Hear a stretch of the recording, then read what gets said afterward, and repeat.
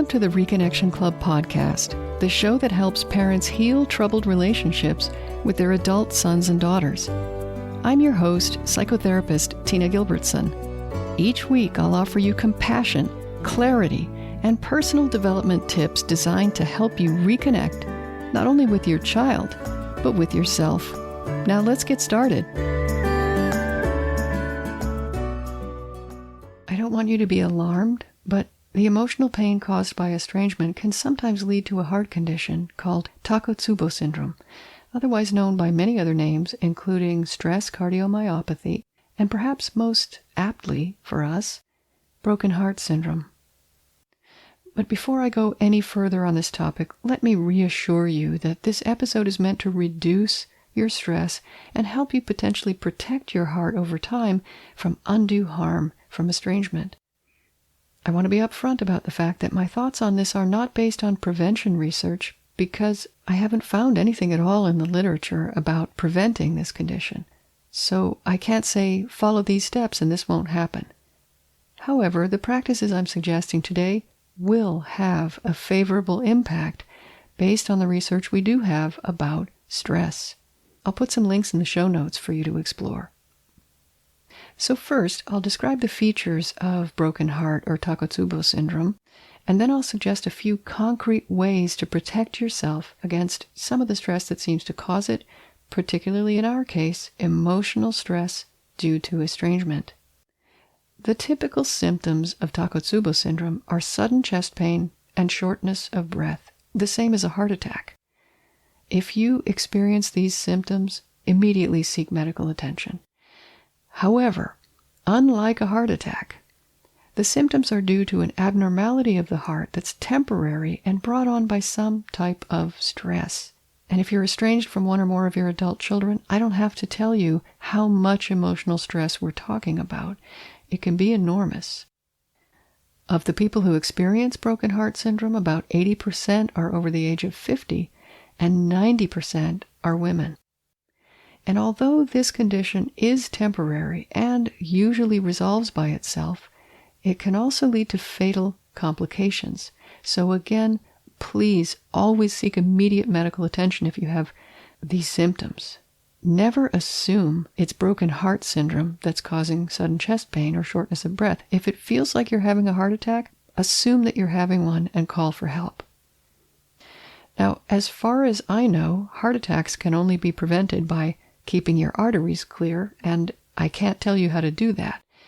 As for how to prevent this stress-induced Takotsubo cardiomyopathy or broken heart syndrome, I want to offer you a few practices that might reduce the potential impact of emotional stress.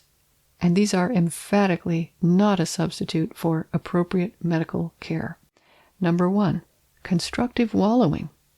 Research on experiential avoidance suggests that attempting to avoid our own emotions creates more stress than simply allowing them to pass through us.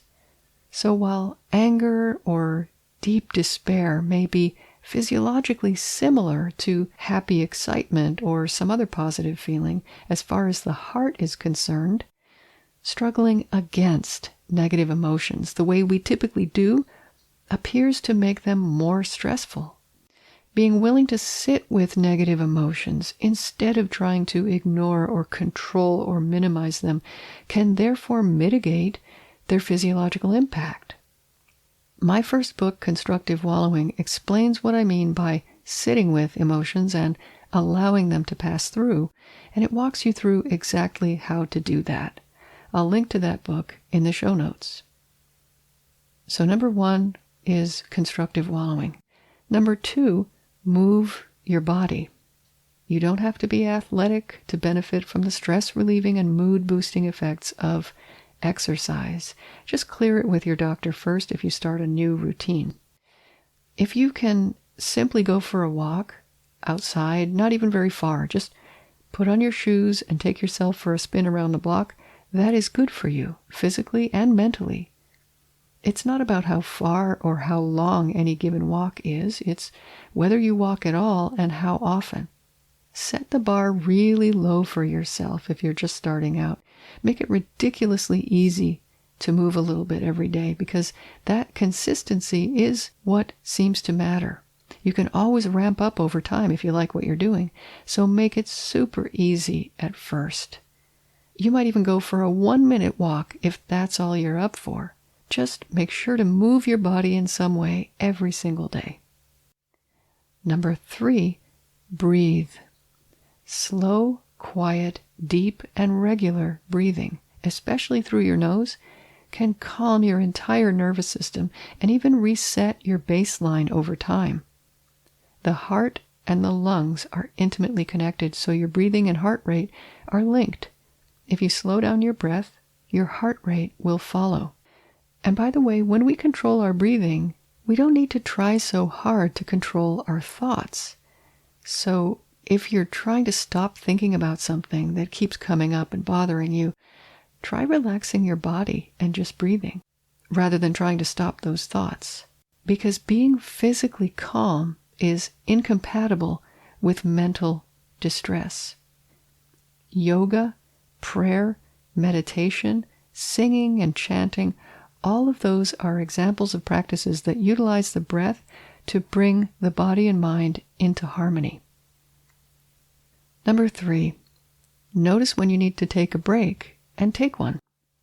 Sometimes you might be physically tired, but other times you may find yourself just not paying attention anymore to something you've been doing. Or maybe you just switched from one task to another without any space in between. That's a moment to notice whether you need a break. Take time to transition from one thing to another. Assess your mental and physical state throughout the day. Taking regular breaks sends a message to all your body's systems that you're not on high alert, that it's safe to take a break, and you're allowed to relax. I usually just look out the window or sit there for a minute doing absolutely nothing. And lastly, number 4, get enough sleep. And if you find that advice frustrating, I know your pain, because I had trouble sleeping for many years myself. In those days, I would have loved to get more sleep. I just didn't know how to make it happen. Anything that calms your nervous system will set you up for sleep. Once you're in rest and digest mode, instead of fight or flight, then it's simply a matter of implementing good sleep hygiene. And that part is pretty straightforward. Cognitive behavioral therapy for insomnia, or CBTI, is fantastic if you suffer from insomnia. But remember, your nervous system gets the last word on whether it's a good idea to fall asleep at all. So, make friends with all your emotions. Breathe slowly and regularly through your nose. Get some movement going each day. Explore breath, movement, and mindfulness-related practices that interest you. And take regular breaks.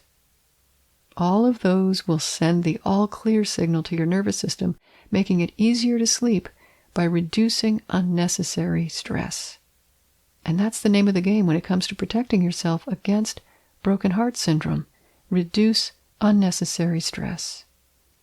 Finally, keep in mind, everything we encounter in life, we experience inside ourselves. All experience is an internal experience. Nothing we feel is outside of us. In that sense, your situation is never hopeless. Just by deciding to engage in stress-reducing practices like the ones I mentioned in this episode, you are taking steps to protect yourself and your beautiful, hardworking heart. Until next time, remember that you are a loving, lovable, and still growing human being. So please take good care of yourself. Bye for now. If you've enjoyed this episode of the Reconnection Club podcast, I invite you to check out reconnectionclub.com. The Reconnection Club is for parents at any stage of estrangement from their adult, child, or children.